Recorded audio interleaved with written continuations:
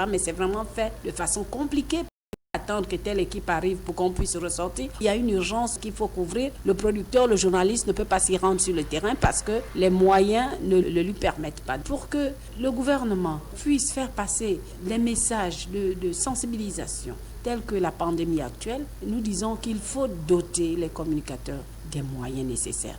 Parce qu'un communicateur qui tend son micro à un compatriote, un citoyen, il ne sait pas qu'il est malade. Et il peut contracter la maladie. Il faut que les agents de la communication, surtout ceux de la radio, qui vont partout, puissent être dotés des moyens nécessaires de protection. Journée mondiale de la radio, c'est aujourd'hui. À cet effet, un focus sur certains agents qui contribuent au bon fonctionnement de la radio nationale se poursuit. Nous mettons l'accent sur les techniciennes de surface qui chaque jour rendent salubres les locaux de la radio. Comment organisent-elles leur travail? Esquisse de réponse dans ce reportage de Sonia Ada Assembe. C'est par son vécu et par personne tierce interposée que Salomon Guéméman, fondateur et conseiller senior du cabinet Awara Management, peut aujourd'hui porter conseil aux petites et moyennes entreprises, aux toutes petites entreprises et aux micro-entreprises sur les aspects stratégiques.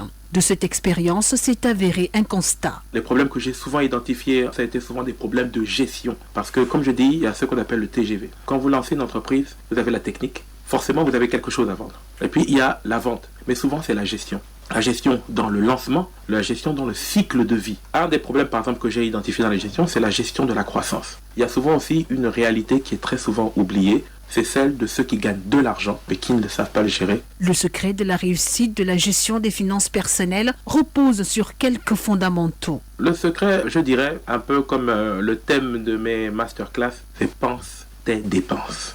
Il faut penser avant de dépenser. C'est important. L'un des secrets, c'est de discuter. La stratégie, ça peut se résumer en un mot, conversation. Il faudrait penser à soi. C'est vous qui travaillez. C'est votre argent. Votre argent ne peut pas commencer par aller nourrir d'autres personnes avant vous-même. Pour Salomon Guéméman, la responsabilité est la source même de toute richesse. Beaucoup de gens me disent « Ah oui, mais toi, est-ce que tu es même déjà riche ?» Le but, c'est pas d'abord la richesse. C'est un problème de responsabilité. À chacun maintenant de tirer profit de cette expérience. Vous l'avez compris, il s'agissait là d'un entretien fait par Sonia Ada Assembe sur la manière de gérer ses finances.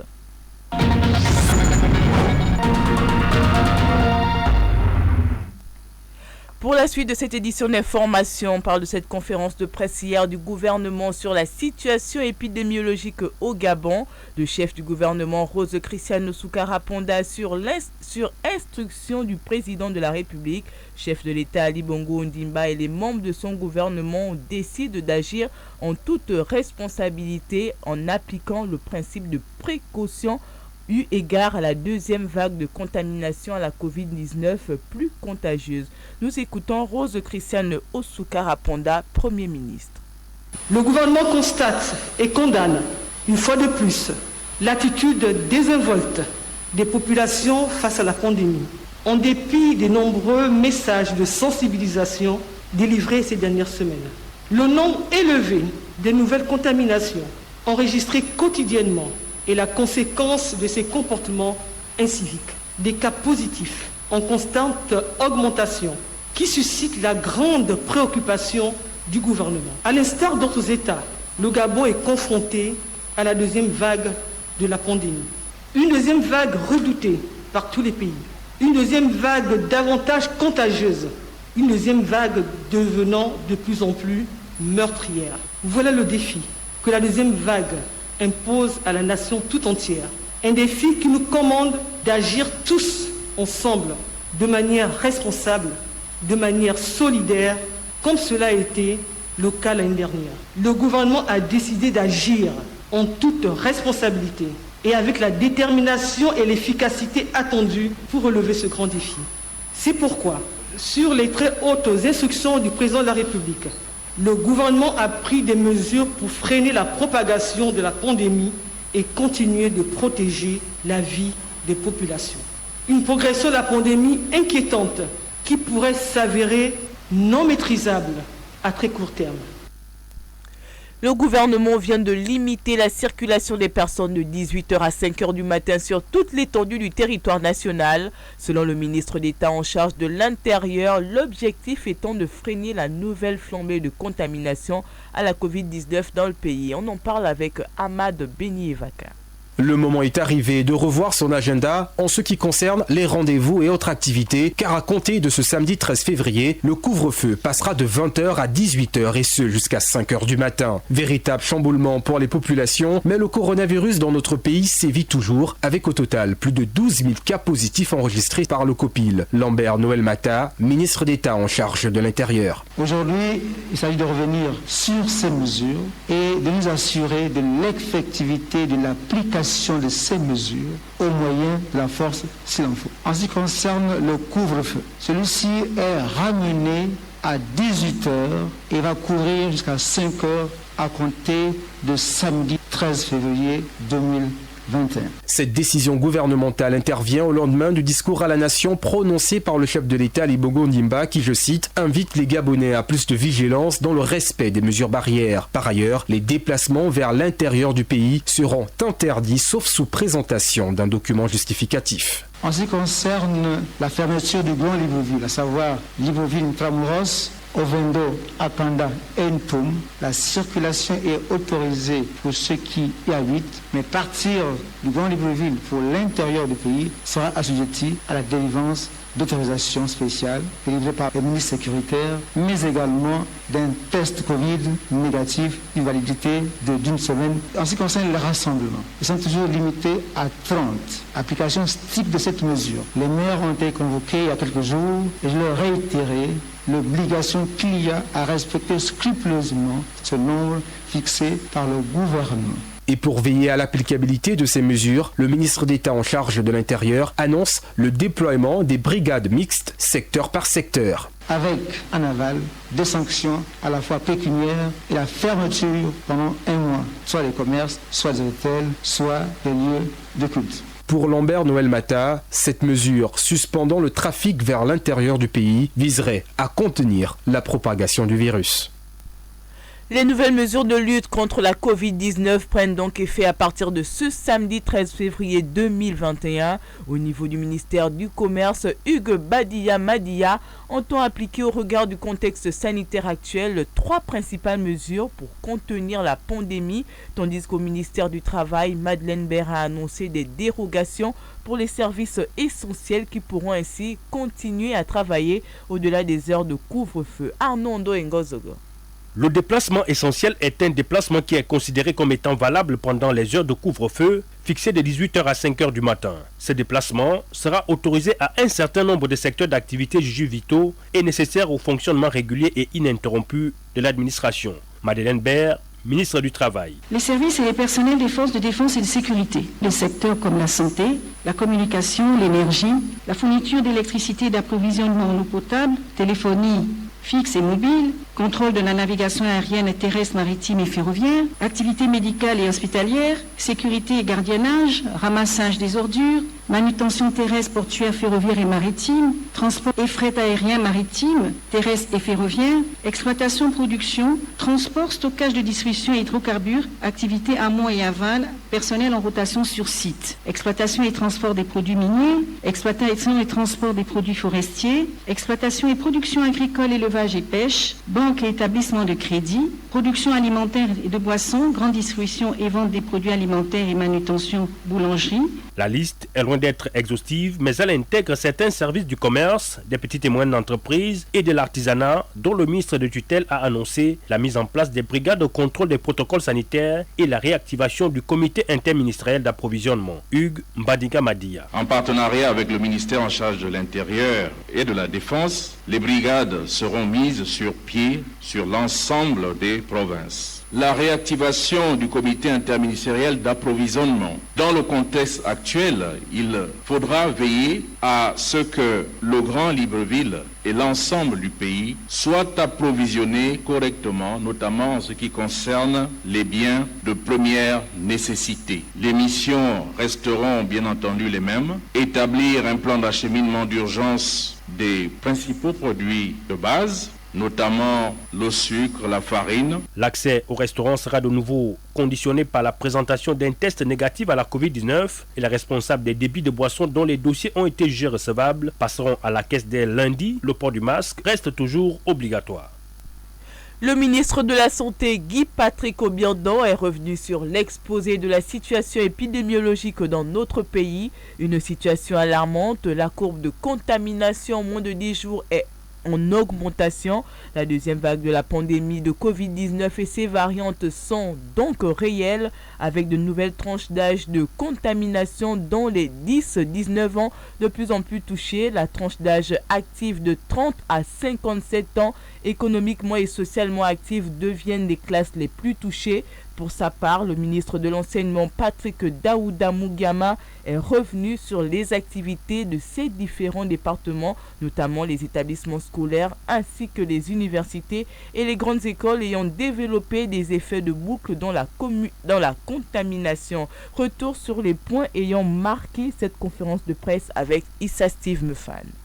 60 000 tests sont évalués par mois. Les nouveaux variants de Covid-19 s'attaquent désormais aux tranches d'âge les plus jeunes et aux personnes économiquement et socialement actives. Le ministre de la Santé, Guy-Patrick Obiandong, lors de cette conférence de presse, a exposé sur la situation épidémiologique ce mois de février, des cas de contamination en hausse. Depuis le mois de décembre, nous observons une augmentation importante du nombre de cas positifs, avec 357 cas positifs au mois de décembre, 1177 cas positifs au mois de janvier et du 1er février au 10 février, nous avons enregistré 1424 nouveaux cas positifs. Donc en moins de 10 jours, nous avons dépassé le nombre de cas positifs observés durant le mois de janvier.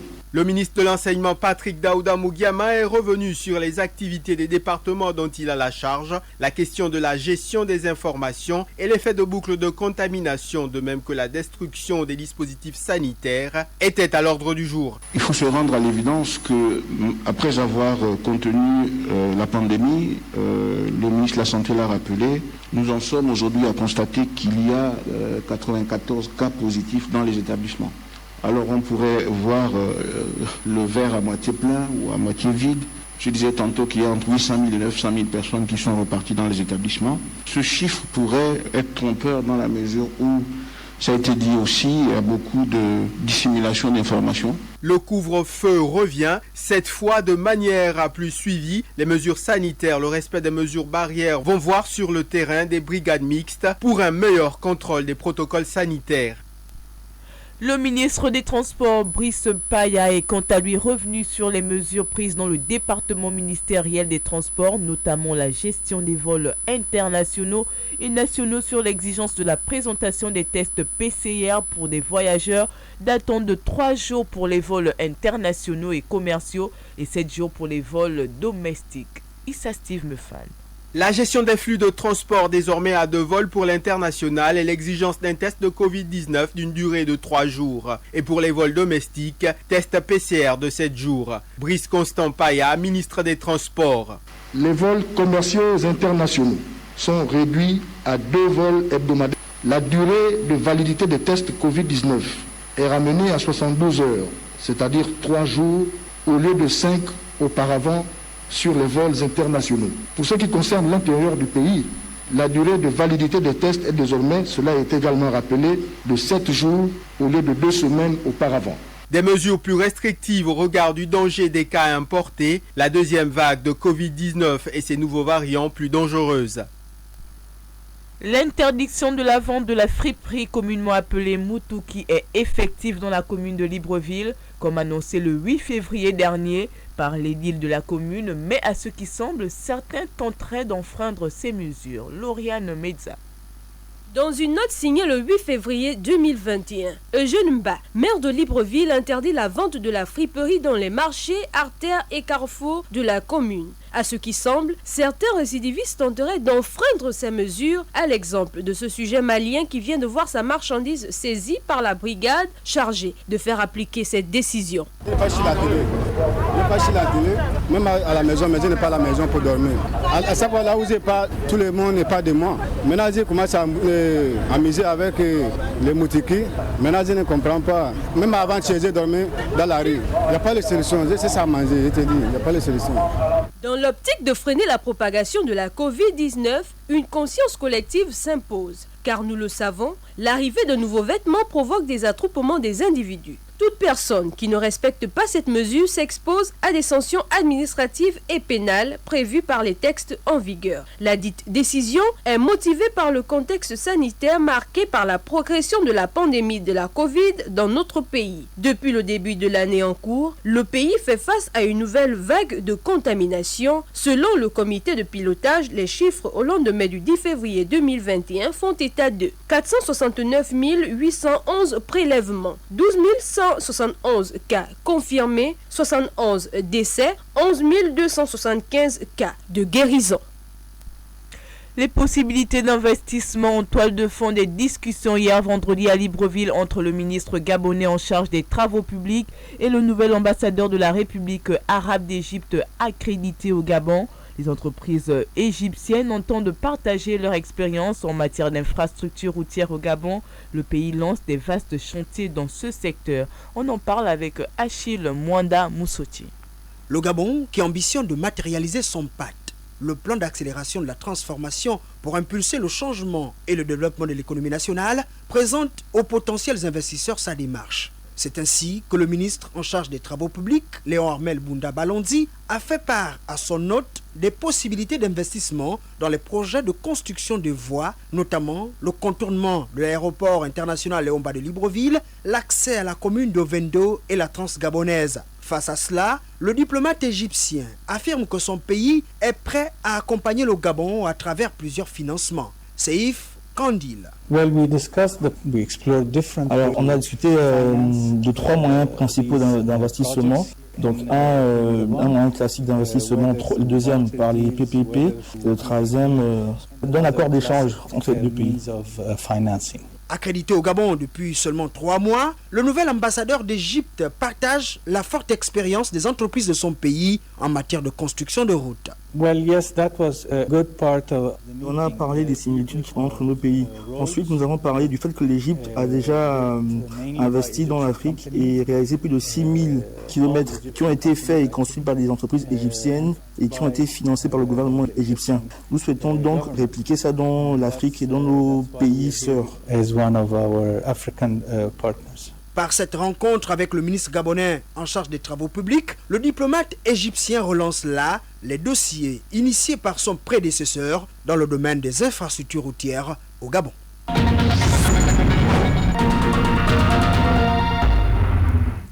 Le contexte de crise sanitaire a fait naître chez quelques jeunes un concept nouveau en vue de promouvoir les activités sur la toile permettant de générer des revenus. Il s'agit du Web7 qui est un service de production de sites web hébergé et développé en Poinga au Gabon, s'adressant aux PME, PMI et commerces. Edgar Kaba nous en dit plus.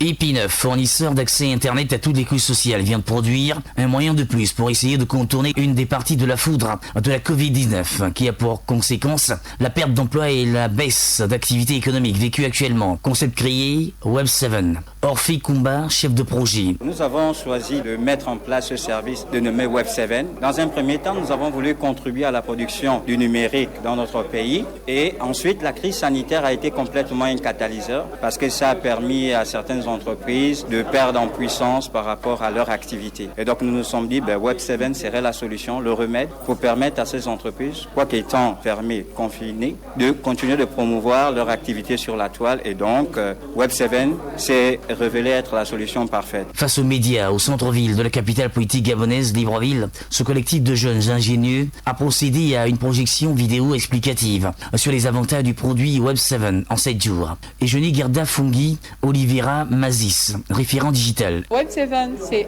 un service de production de sites internet adaptable à tout écran. Web7, c'est une interface admin pour vous aider à gérer votre site. C'est une stratégie de référencement pour booster la visibilité de votre votre site sur la toile. C'est une assistance maintenance technique, une assistance rédactionnelle, mais c'est surtout la possibilité de vendre vos produits sur la toile. C'est la possibilité pour vous d'être une étoile sur la toile. Cette plateforme est là pour contribuer à la construction du contenu numérique local, puis constituer un des éléments de rempart face à la crise économique et sanitaire et permettre le prolongement des activités des personnes sur la toile.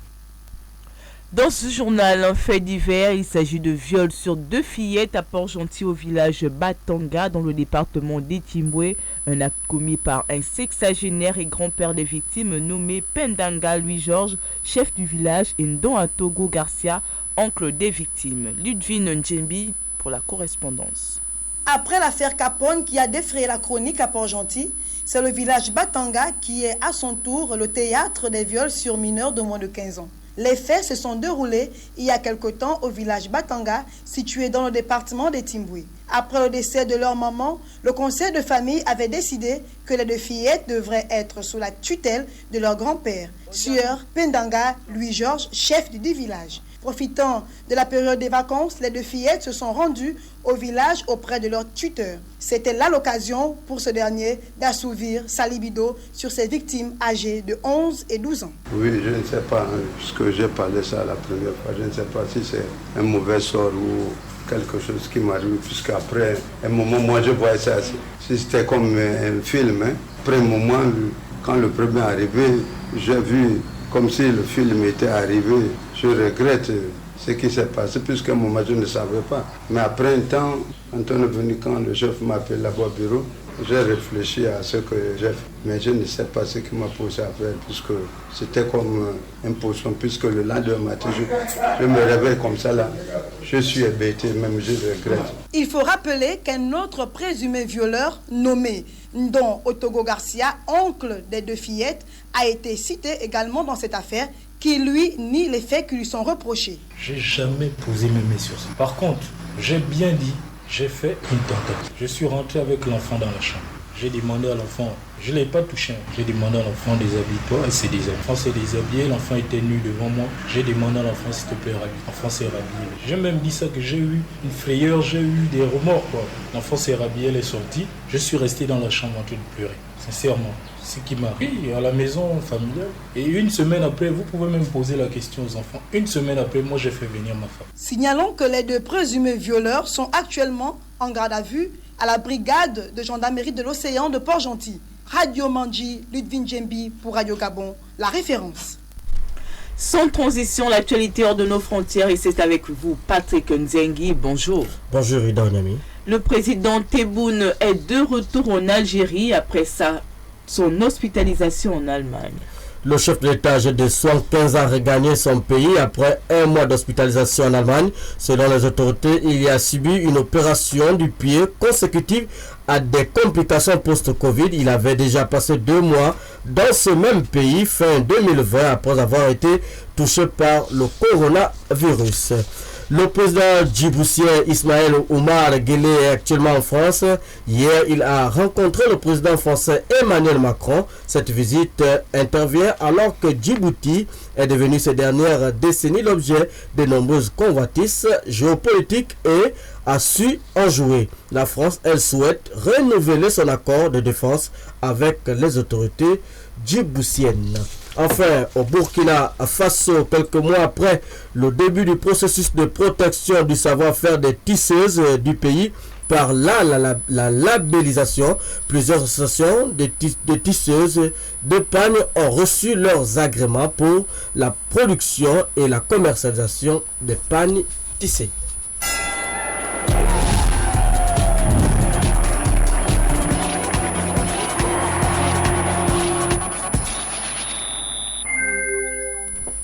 Le sport dans ce journal, c'est avec vous Rostan Vekabrisnan. D'abord, bonjour. Bonjour Ida Onyami.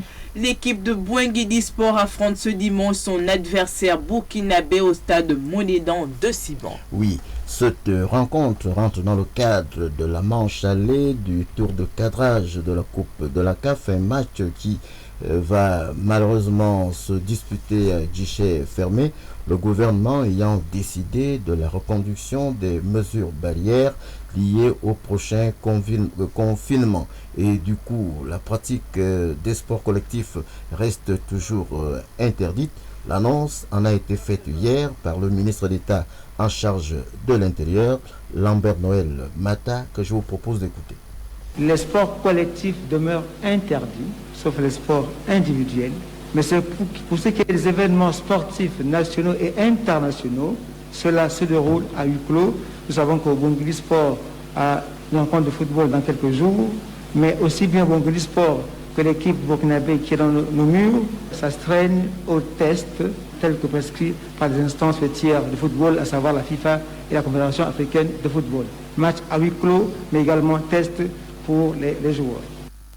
Et pour revenir au match de demain à Monédan, il faut dire, Ida, que les Gabonais devraient cravacher dur pour contenir les assauts des joueurs burkinabés habitués aux grandes joutes internationales, d'autant que cette équipe de Talinas occupe la 3e place du championnat burkinabé de football qui vient de boucler à peine la phase allée. De plus, bon nombre de joueurs de cette équipe figuraient dans l'effectif des étalons du Burkina Faso qui viennent de participer au CHAN 2021 au Cameroun. A noter enfin que les matchs de ce cadrage de la Coupe de la CAF ont démarré hier. Le Vita Club de Kinshasa a été battu par le Simba Sport Club de Tanzanie 1-0, alors que le Zamalek d'Égypte et le Mouloudia d'Alger se sont séparés 2-2, 0 but partout. Merci Vika Brisnan pour toutes ces précisions. Voilà, mesdames et messieurs, qui vient mettre un terme à ce journal. Mais d'abord, le rappel des titres. Journée mondiale de la radio, c'est ce samedi 13 février 2021 à travers la planète. La 10e édition a pour thème cette année le nouveau monde, nouvelle radio. Au Gabon, les manifestations ont lieu ici à la maison Georges Rawiri, siège de la radio nationale, dans le strict respect des mesures barrières. Libreville et ses environs à nouveau coupés du reste du pays. La décision est du gouvernement de la République qui ramène le couvre-feu à 18h dès ce samedi 13 février 2021 sur l'étendue du territoire national. Il s'agit là des mesures restrictives relatives à la lutte contre la propagation du coronavirus au Gabon. En sport football, nous avons parlé du tour de cadrage de la CAF. Les Gabonais de Bouinguili Sport reçoivent demain en match aller les Burkinabés de Talismas. C'était votre journal. Merci à vous pour votre fidélité. Merci également à l'équipe technique qui m'accompagnait et elle était composée de Pascaline Medza à la réalisation. Hervé Mopinda était au montage. Gertrude Makoussa assurait de main de maître la mise en onde. Quant à moi, je suis Ida Onyami. J'aurai plaisir à être des vôtres demain à la même heure s'il plaît à Dieu.